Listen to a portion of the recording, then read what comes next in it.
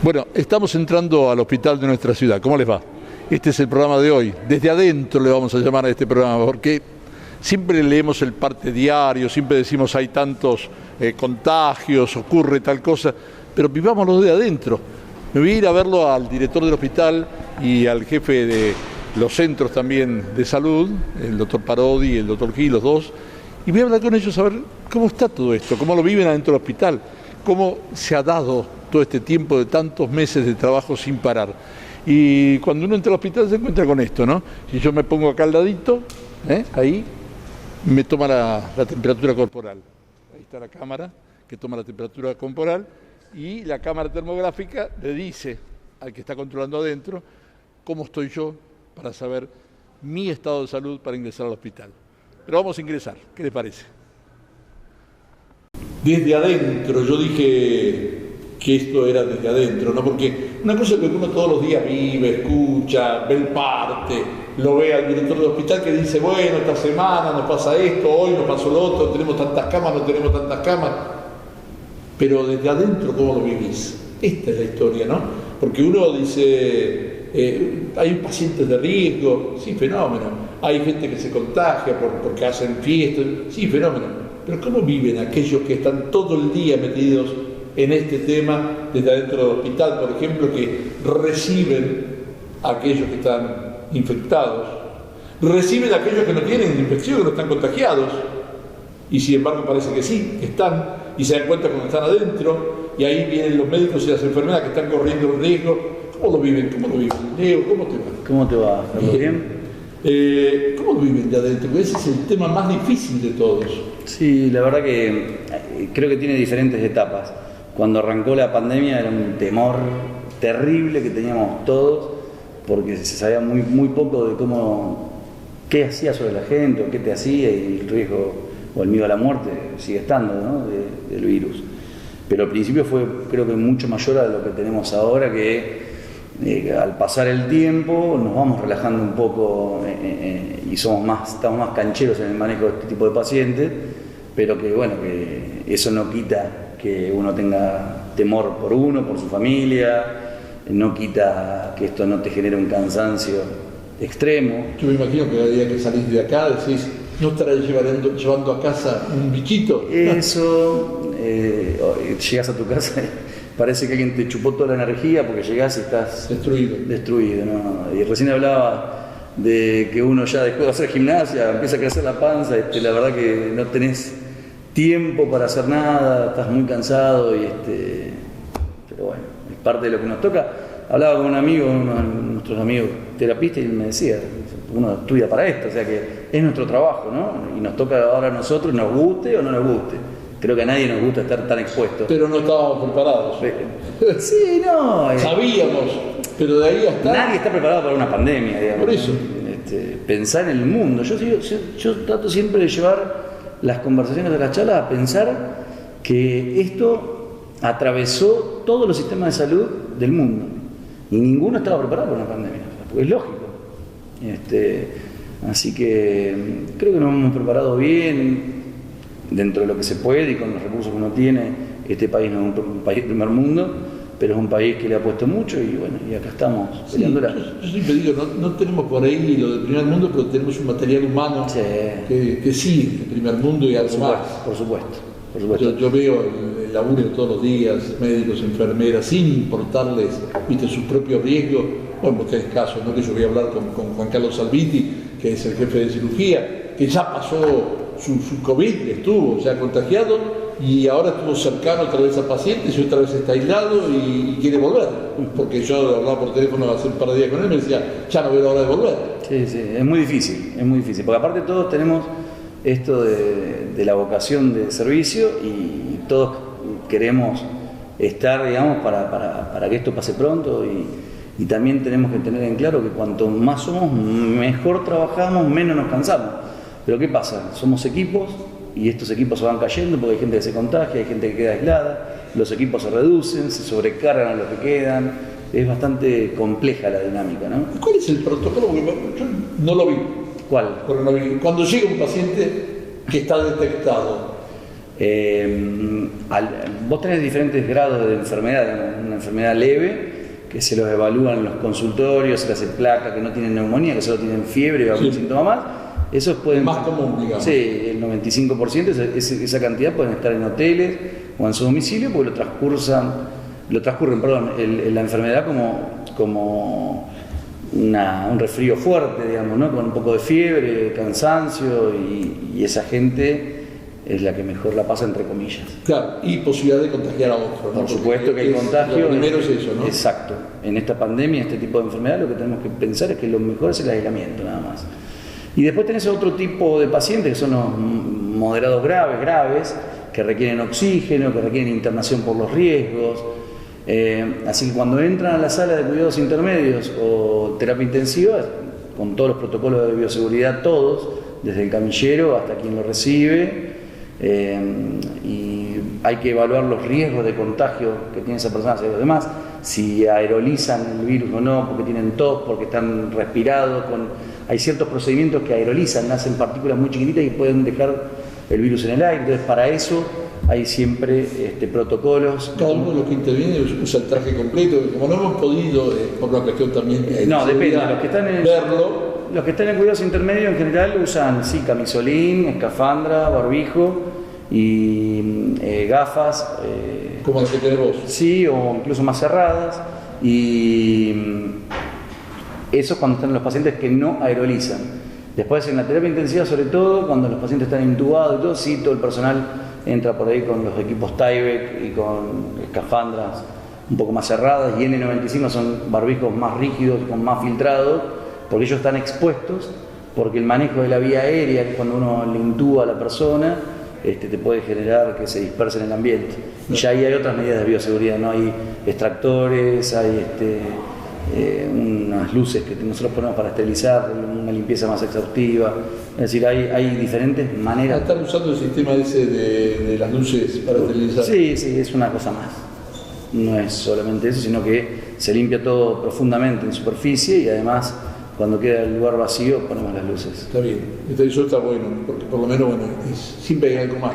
Nada probado, ¿no? Nada 100% probado. Claro. A ver, en el laboratorio de biología molecular, donde las chicas hacen los diagnósticos, cuando llegan las muestras, el virus se inactiva en luz ultravioleta. O sea que efectividad tiene. El tema es, una cosa es poner una superficie plana con la luz ultravioleta arriba, que sabés que eso te lo... Sí, de 20 centímetros. Y otra cosa es un ambiente donde tenés sillas, mobiliario, que no sabes si la luz llega o no llega.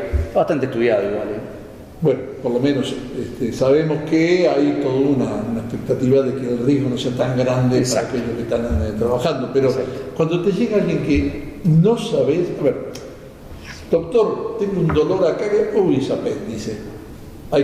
Ya mismo hay que intervenir porque se puede convertir en una peritonitis, vamos a prepararlo, y resulta que yo también soy portador, tengo coronavirus, tengo el COVID-19.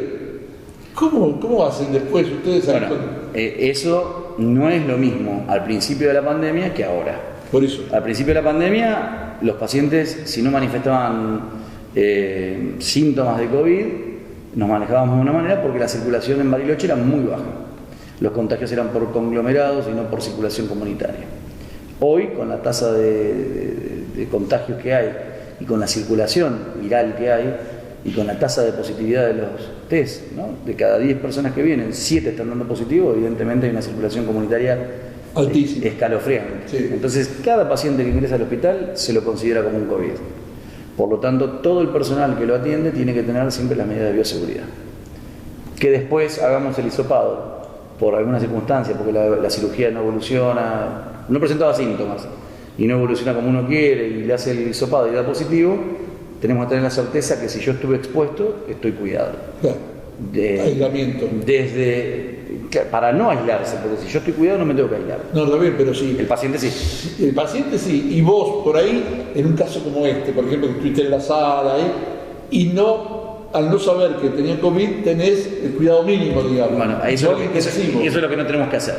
Lo que tenemos que hacer justamente para evitar bajas y contagios es maximizar todas las medidas de bioseguridad. Por si las moscas, como dicen, no en el campo. Exactamente, exactamente. Hay que ponerse todo. Hay que ponerse todo, porque aparte lo tenemos, ¿no? Los barbijos, saber que para procedimientos que aerolizan, usar el otro barbijo, que es el N95, siempre tener protección ocular o esas escafandras, más el barbijo que es un tricapa de quirófano.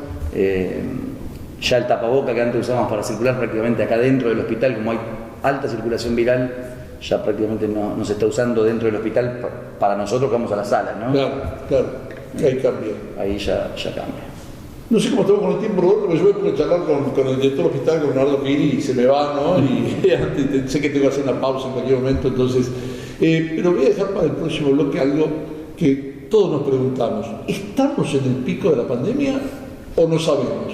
Espera un poquitito, ya volvemos. Este es el hospital regional, el hospital que atiende toda la zona, aquí en San Carlos de Bariloche. Leonardo Gil es médico y es el director de este hospital. Y estamos hablando de él desde adentro, porque usted de su casa escucha, lee, ve por televisión, pero ¿cómo vivimos la pandemia de adentro en este lugar? Acordate lo que te digo mientras estamos en la charla, ¿no? Si vas a jugar, pensá legalmente, porque tenés que jugar con Lotería de Río Negro. Así las obras vuelven a la comunidad.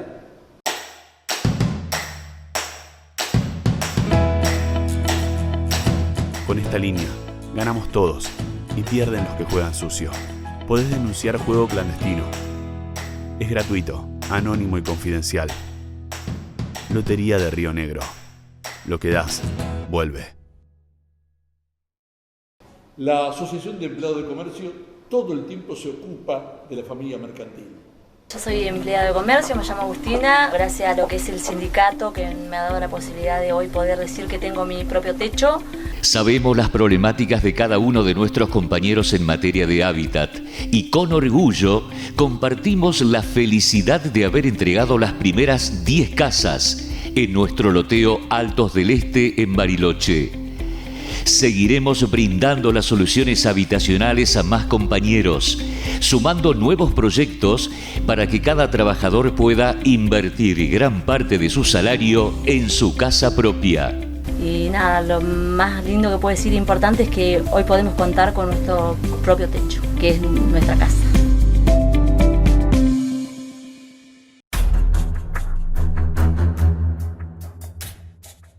Cuando me fui a la pausa esta para charlar con ustedes, le había preguntado la pregunta imposible, digo yo, ¿no? Si estuviéramos en un viejo programa de televisión decía, por $1.000.000, si llegamos al pico de la pandemia, porque esto es algo que solo, no sé quién puede saberlo, ¿vos lo sabés? No, pero sí trato de mirar lo que pasó en el resto del mundo y uno cree, como se comportó el virus en el resto del mundo, que toma una potencia como la que viene tomando a nivel nacional, porque fíjate, tenemos 11.000 contagios diarios, y después debe venir, quiere venir, tiene que venir. O sea, meseta cae. Empezar a bajar un poco. Sí, pero ahora en el resto del mundo está empezando otra vez a subir. Bueno, pero después de 7 meses, otro 8. brote, claro. 7 meses. ¿Y se va a pasar endémica? No se sabe nada, yo creo que la verdad que no. Porque uno ya se pone a hablar de otras enfermedades que ya vivimos acá, ¿no? El Hantavirus, por ejemplo, y ya sabemos que es endémica, que va, viene, sube, baja y cada tanto aparece. Sí, pero endémica es de una región, digamos, esto ya, desde el momento que se convirtió en una pandemia, ya más que endémica va a ser pandémica. Ya va a quedar como pandemia y creo que va a quedar como brotes, así tipo como es la gripe. Lo que pasa que bueno, a diferencia de otras, si sale o no la vacuna. Si sale o no la vacuna, si la vacuna hay que repetirla todos los años como la de la gripe, cuánta inmunidad nos va a dejar. La evolución si va a haber medicamentos para tratar esta enfermedad, porque no te olvides, por ejemplo, la gripe, para las formas graves hay medicaciones que ayudan a la buena evolución. Seguro. La gripe se cobró en la Argentina en el año 2018 32.000 muertes. Mucho más. Mucho más. Entonces digo, yo siempre digo lo mismo, cuando termine la pandemia, si Dios quiere, la Virgen, uno puede mirar y va a mirar la letalidad que tuvo esta enfermedad y va a poder comparar. Pero lo que tiene esta enfermedad es que te satura el sistema. Hoy estamos en una discusión que yo la estaba viendo en estadística fuerte, ¿no? ¿Abrimos o no abrimos al turismo? Y un 65% dice que sí, un 35% está diciendo que no se abra. Supongo que el que dice que no es porque tiene asegurado un sueldo de alguna cosa del Estado o algo así, y el que está viviendo independientemente dice, por favor abran porque yo no tengo un centavo. Debe ser por ese lado, pero ¿abrimos o no abrimos? Mirá, es un tema bastante complicado. Me parece que me gustó una frase que lo escuché al intendente y escuché a algunos de la Cámara de Turismo, y me parece que tiene que ser de una manera responsable la apertura cuando se haga. Y decir responsable significa entender que la enfermedad todavía no se fue, que la enfermedad, como te decía recién, satura los sistemas de salud. Entonces, con un sistema de salud saturado es muy difícil abrir el turismo, porque ¿quién te va a querer venir si vos no tenés que ofrecerle? Ojo, puede haber. Ayer hablaba con un hombre en una agencia de viajes y me dice, tengo reservas para octubre, noviembre y diciembre. Bien, pero si la gente firma un papel en el cual dice que no va a, si necesita una terapia no la quiere usar, está perfecto. Está perfecto. El tema es que creo que me parece que no tenemos que llegar a ese punto. Me parece que tenemos que tratar de... Hay dos cosas. Uno, como comunidad, que entender que si nosotros nos cuidamos y llevamos un número controlado de contagios de entre 30 a 40 por día, nos permite a nosotros tener un sistema no tan saturado y poder abrir el turismo para que la gente empiece a trabajar. Claro. Lógicamente, con 100 casos diarios, 110 casos diarios, y a eso le metés 3.000, 4.000, 5.000 personas, 10.000 personas que vengan a Bariloche. 110 con picos de 150, como tuvimos acá en Bariloche, que decís vos, ¿no? Por eso. Entonces, diarios. Creo que es un problema muy complejo, que no es de Bariloche, es del mundo entero que vive el turismo. Italia, leía una noticia de ayer, en que Italia salieron todos a manifestarse también por la necesidad de reabrirlo, porque tuvieron que cerrar otra vez, porque tienen otra vez otros cupos importantísimos. Ciertos sectores de España, no todo. Va y viene. Va y viene, por suerte con menos letalidad que lo que les pasó hace tiempo. Pero nosotros acá en Bariloche tenemos un índice bastante bajo en ese sentido, ¿no? En cuanto a camas ocupadas, no es lo mismo que muchas otras ciudades de la provincia. Mirá, sí, tuvimos menos cantidad de ventilados, el número de muertes por habitante es mayor, es alto respecto al resto de las provincias. Estimamos que también es por el grupo etario, calculo yo, que ha sido víctima de este virus. Uno ve los números, 90 años, 80 y pico de años. Sí, pero hemos tenido, por suerte, a diferencia del Valle, te contaba recién, que el Valle ha tenido gente ventilada, hasta 26 personas ventiladas en el mismo momento. Nosotros, por suerte, hemos estado muy por abajo de ese número. Permíteme algo, sí. Vos decís algo y Rosa, que te ha ido todo, dice, ¿por qué? Porque lo tenían cerca de la... ventilada con respirador en terapia intensiva.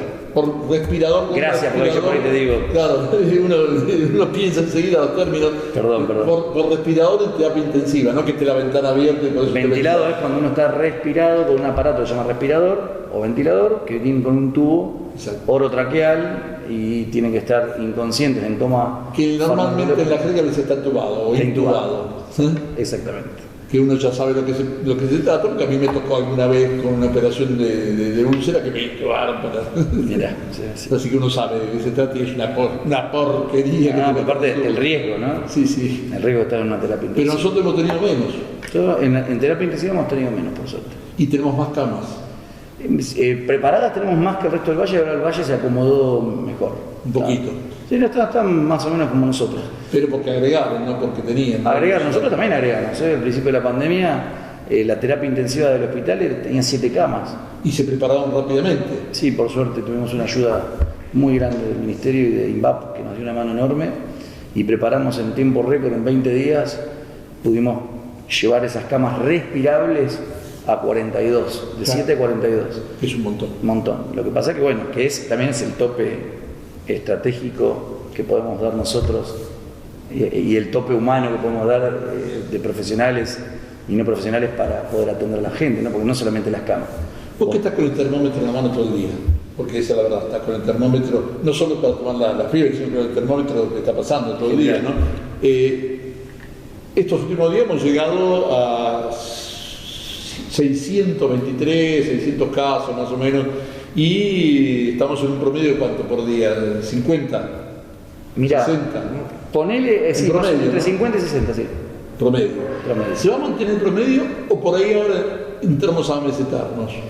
No, lo que está sucediendo, y yo te voy a decir lo que sucedió hasta ahora. Lo que sucedió hasta ahora es picos cada 24, 25 días, con descenso durante otros 20 días.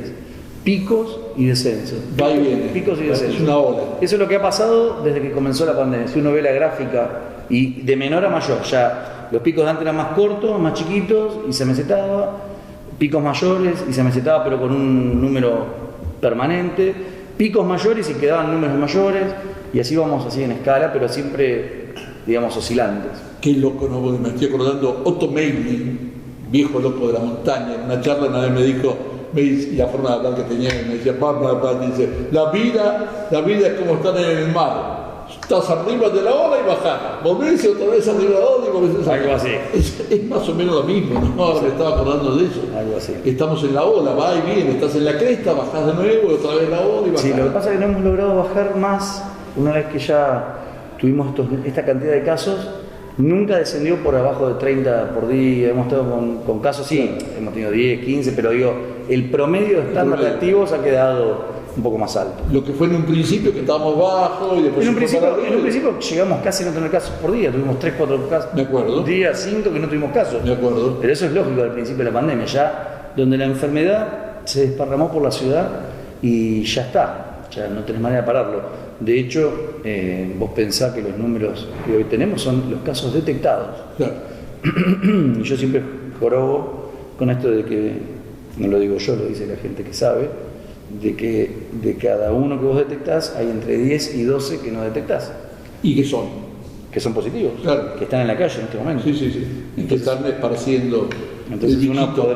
podría creer que los números que nosotros tenemos hoy, multiplicarlo por 10 o por 12. Claro, es así. Y es así. Y probablemente lo sea. Y es así.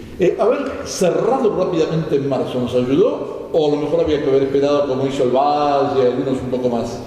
Mirá, yo te voy a decir dos cosas. La primera, que con el diario del lunes, yo te puedo decir que, pucha, cómo no mantuvimos abierto y hoy podríamos cerrar para bajar esta curva, al revés. Pero también te tengo que decir que en marzo teníamos 7 camas. Y si llegamos a tener los contagios que tenemos hoy en marzo, no teníamos capacidad de respuesta. Claro. Entonces, nada, se hizo lo mejor posible desde todos los lugares. Hay que ir caminando y aprendiendo sobre la marcha, ¿no? Sí, yo creo que lo que pasa es que bueno, esto llevará a una discusión y así lo espero, profunda a nivel país de la necesidad de inversión en salud como rector de la salud. La salud pública tiene que ser la rectora de la salud y que después los privados se adhieran a esa rectoría. Sería bueno. Claro. Que los hospitales sean modelos y no tener los déficits. Tener una línea.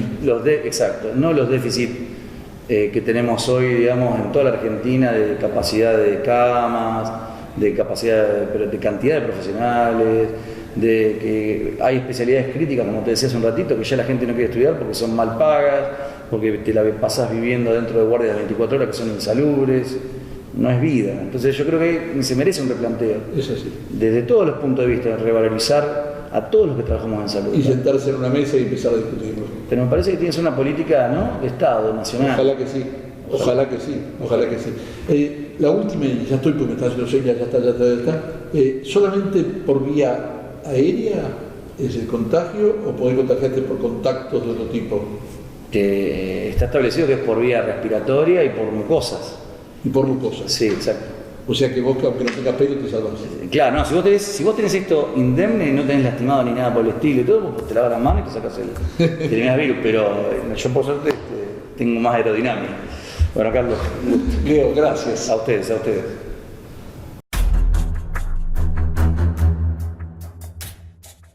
Nos acompaña como siempre el gobierno de la provincia de Río Negro. Mira. Río Negro, viviendas. En Bariloche, la gobernadora Arabela firmó la adjudicación de 50 viviendas para que familias de trabajadoras y trabajadores del Estado accedan a su casa propia. Salud. Comenzó la instalación del nuevo equipamiento del Hospital de Catriel que beneficiará a 20.000 vecinos y vecinas tras su pronta inauguración. Además, el 15 de octubre se abrirán los sobres para la construcción del Hospital de Fernández Oro. Plan Calor. La provincia extiende un mes más la distribución de garrafas del Plan Calor para asistir a 8.815 familias de las zonas más frías de la provincia. Conectividad. Arabela inauguró en Maquinchao el servicio 4G e Internet por fibra óptica que brindará conectividad a los vecinos y vecinas de la localidad, mientras que en Villa Mascardi se avanza en la instalación de esta tecnología.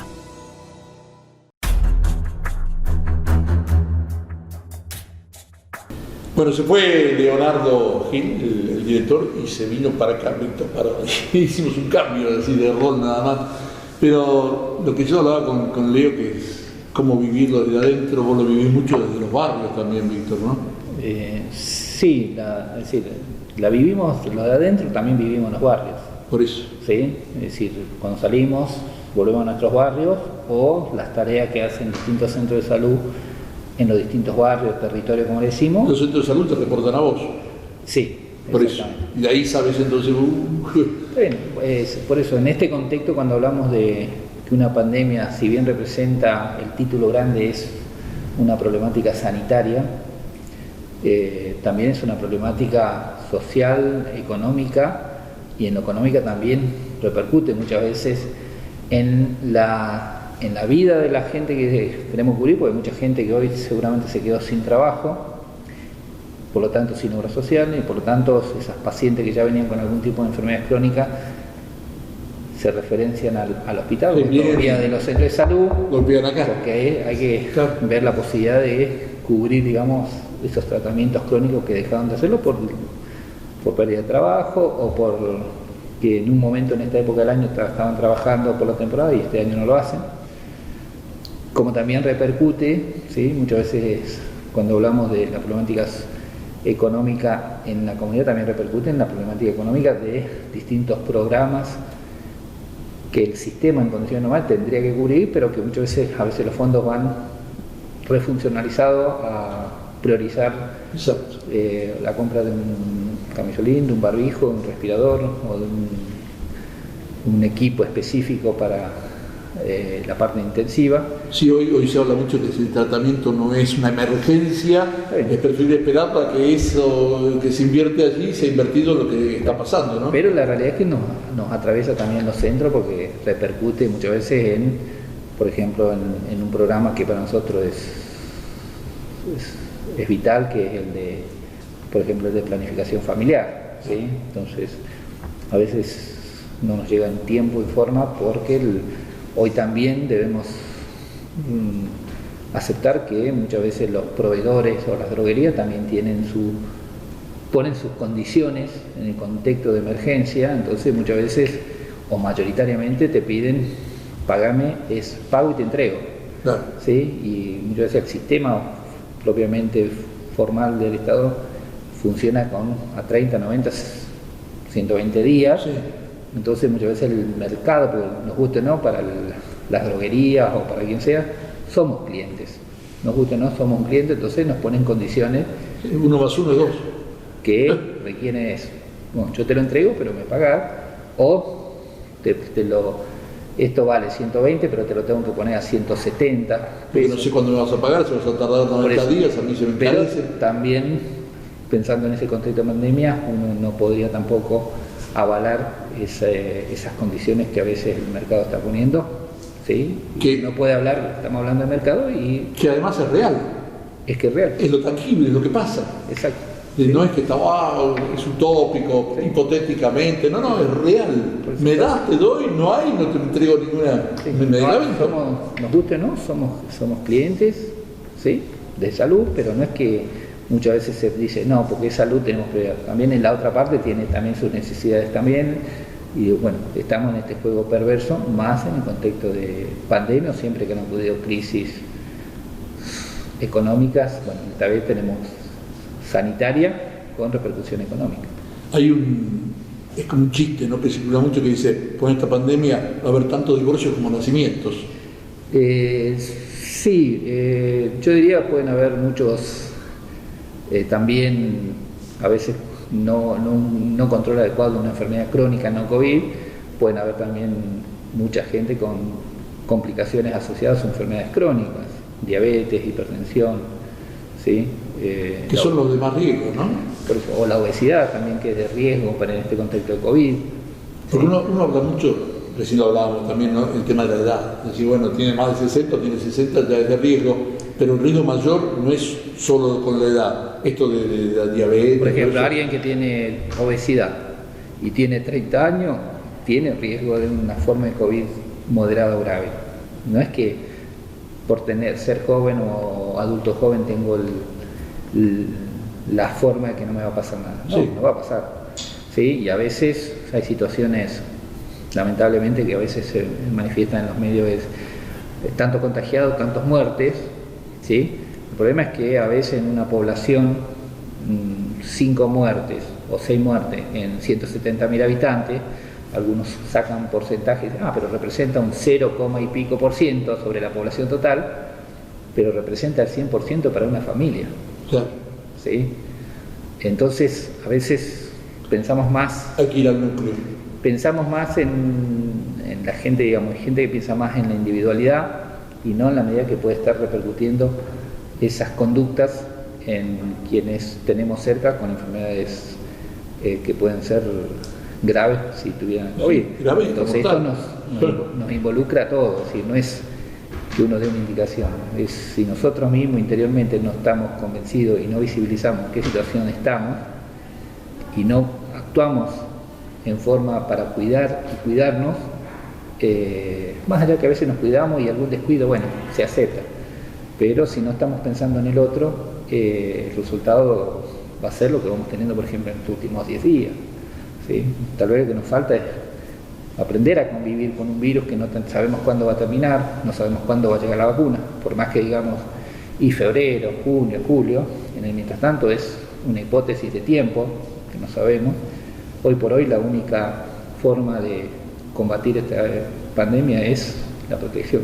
Sí. La distancia, lavado frecuente de manos, el uso de nariz, cubre de nariz-boca, mantener distancia, hacer cumplir los protocolos. No es solamente que yo tenga un protocolo en una institución, es que alguien controle que se cumpla, porque después cuando ocurre un caso, yo estaba haciendo el protocolo, pero alguien controló que se cumpliera. Claro. ¿Sí? Y por Entonces, otro lado podemos hacer un montón de actividades siempre y cuando veamos al tengamos otro, esto. veamos Exacto. al otro, respetemos al otro, entonces nos obliga Respetar y ser respetado, ¿no? nos obliga a cuidarnos, a cuidar al otro y poder desarrollar algunas cosas, ¿sí? Con limitaciones, algunas actividades, porque la realidad es, después de casi 7 meses de cuarentena, o quienes han tenido que lamentablemente atravesar cuarentenas por contacto estrecho, por enfermedad, y que no estamos muchas veces acostumbrados a esto en nuestras vidas anterior a la pandemia, entonces ya al 5º o 6º día caminas por las paredes, podemos Exacto, decir. claro. ¿Sí? Entonces a veces A eso todo le lleva a pasa. que la gente que tal vez tiene otras vulnerabilidades no pueda cumplir o no cumple, le cuesta cumplir estos aislamientos que a veces se plantean que puede haber un 30% de gente que no cumple el aislamiento que corresponde. Y la otra es, nos ponemos más irascibles, estamos Esto cambia todo. angustiados y cualquier palabra es para una discusión y Cambia, ahí vienen los problemas familiares, ¿no? Cambian nuestros vínculos, nuestras relaciones, por eso es importante,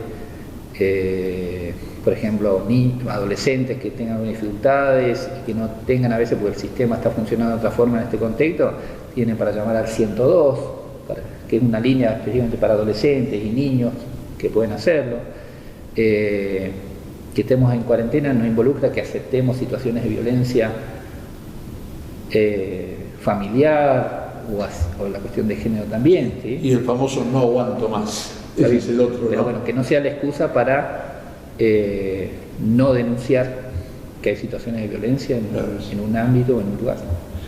Bariloche tiene un número, Roca tiene otro, Chipare tiene otro, pero ¿hay alguna forma de saber internamente también? Es decir, por ejemplo, a través de los centros de salud, cómo se distribuye el virus en Bariloche. Hoy el virus podemos decir que está en todo Bariloche.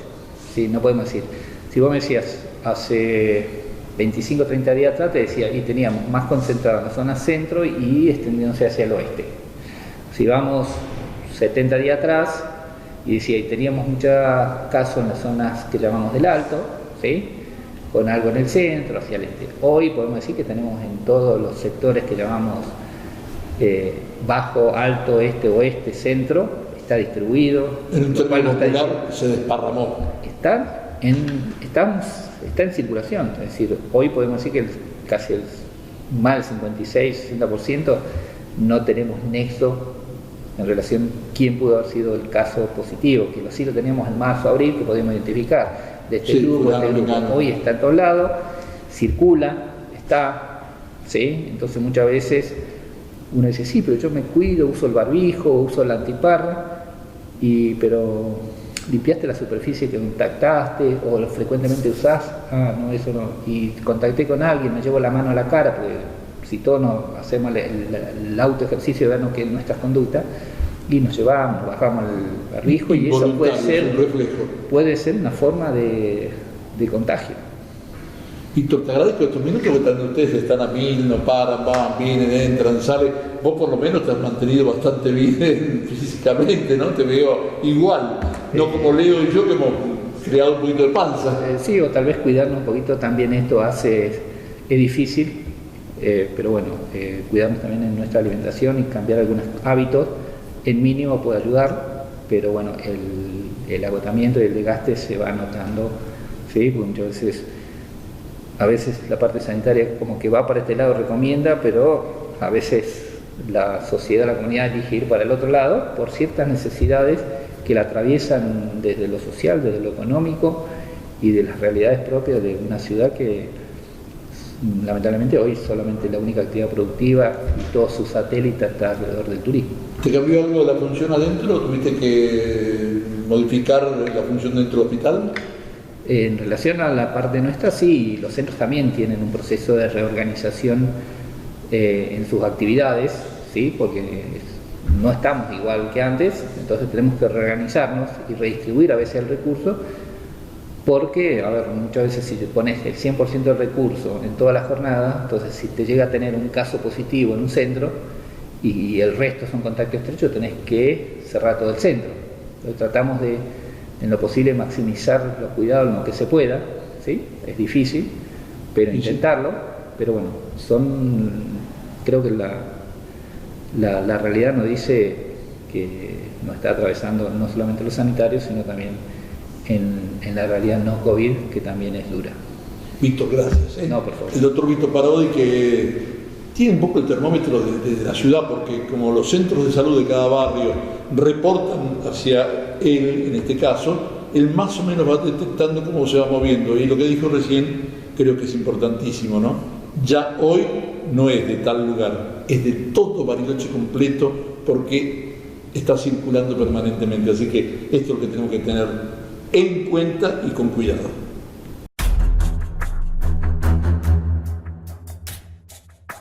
Bueno, después de haber hablado con el director del hospital, de haber hablado con Víctor Parodi, que tiene a su cargo todos los centros periféricos, el DAPA, me queda un amigo con el cual quiero charlar un poquito, porque él sí que lo vivió de adentro, les puedo asegurar, que es el jefe de cirugía.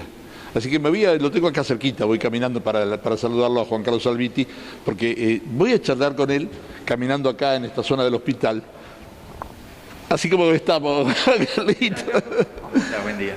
Bueno, vos sí que lo viviste adentro. Sí. De dos maneras. Sí, la primera situación fue un aislamiento por contacto estrecho. Se dio dentro del contexto del trabajo. La verdad que nosotros trabajamos en equipo. Es muy difícil trabajar solo en lo nuestro, que es lo quirúrgico, y bueno, se dio un contacto estrecho y un aislamiento. ¿Por paciente o por alguien del equipo? Un colega, que el colega sí había sido por un paciente.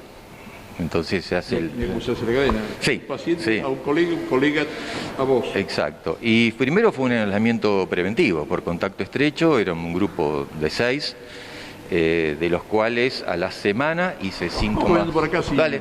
Tranquilo, a la semana hice síntomas muy leves, síntomas gastrointestinales, y consulté por eso, ya que estaba en el periodo de aislamiento y está dentro de las posibilidades de la sintomatología. Claro, gastrointestinal, es decir, no había fiebre. No hubo fiebre.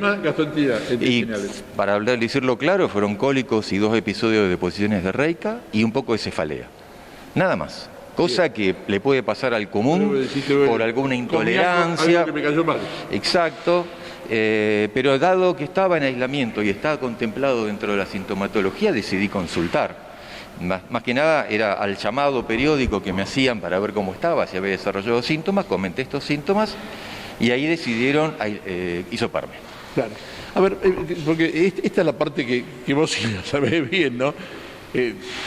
El colega te dice, tengo un problema.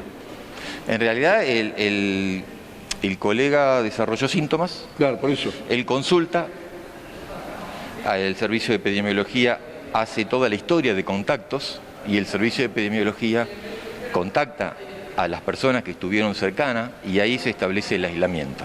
Y te dicen a casa. Aislado por contacto estrecho. Yo estaba... ¿Aislado solo o con familia? Bueno, esa es una situación particular. A mí me avisan, yo estaba en ese momento trabajando en el hospital, me dicen, tenés que aislarte por contacto estrecho, pasó esta situación, dejé lo que estaba haciendo a otras personas que se ocuparan y salí del hospital. Me subí al auto y la llamé a Gladys, mi pareja, y le digo, mira Gladys, me tengo que aislar por contacto estrecho. Un colega positivo, yo fui contacto estrecho, no sé qué va a pasar de ahora en más. Tenemos que decidir qué hacemos. Si vos te vas a quedar conmigo con el riesgo de contagiarte o querés irte a otro lado, o yo me voy a otro lado, me voy a un hotel, o vos te vas con algún familiar, porque en ese momento la preocupación mayor, yo me sentía muy bien y además conozco el hospital, conozco la gente y yo me siento muy contenido dentro del hospital y todo el personal de salud del hospital. No tenía miedo a enfermarme, tenía miedo a contagiar a otra persona. Que ese es un dato que la gente tiene que tener muy en cuenta, que puede ser que tenga la enfermedad con pocos síntomas o casi nada de síntomas y esté contagiando. Después de una charla de 20 minutos, yo en el auto y ella en la casa, decidimos que se iba a aislar conmigo. ¿Qué significa eso? Yo tenía que cumplir 14 días de aislamiento preventivo. Hasta ese momento no sabía que iba a ser positivo. Y ella cumplía conmigo esos 14 días siempre y cuando yo no fuera positivo. Si era positivo... Desde el momento que yo fui positivo, claro, tuve que terminar mi periodo de aislamiento y ella completar 14 días más. O sea que se aisló 28 días. Claro, tuvo un mes aislada. Un mes aislada. Esas son decisiones personales. A veces es muy difícil las personas que se aíslan con su familia tener todas las comodidades para estar aislado, tener una habitación, tener el baño, tener las comodidades, es muy difícil. Pero si se comparte el aislamiento y se cumple como corresponde, necesitamos, por supuesto, de gente que nos alcance los alimentos, lo básico para poder estar. Así que esa fue la situación en ese momento. Yo, por suerte, mis síntomas fueron muy leves, así que a los 14 días ya estaba de alta, pero ella continuó con su aislamiento. A los 28. Hasta completar sus 14 días. Ahora, a todo esto le vamos a agregar que vos cumpliste, volviste a trabajar, volviste a ser cirujano y un paciente volvió a estar en contacto estrecho porque tenía también COVID. Esa es la situación, exacto. Así fue también. ¿Y volviste al aislamiento? Volví al aislamiento y terminé ahora, en estos días, el aislamiento. Por supuesto, en esta situación fue un aislamiento también preventivo. No tuve ningún tipo de síntomas, no tuve necesidad de hisoparme, igual cumplí con los días que necesitaba cumplir. ¿Y ahí otra vez tuviste la misma charla? Otra vez la misma charla. Pero en este momento no hubo síntomas, ninguno de los dos tiene síntomas y se considera... De todos modos, más allá de la necesidad del aislamiento, que es lo que corresponde en este momento, uno tiene que seguir cuidándose. Sí, claro. Ahora, vos tuviste, digamos, eso de gastroenteritis, lo que fue, te dio que tuviste un síntoma leve, pero fue COVID. Sí. En el segundo puede ser que no haya forma de contagio porque vos habías tenido, estabas inmune. Eso fue una discusión, es decir, yo...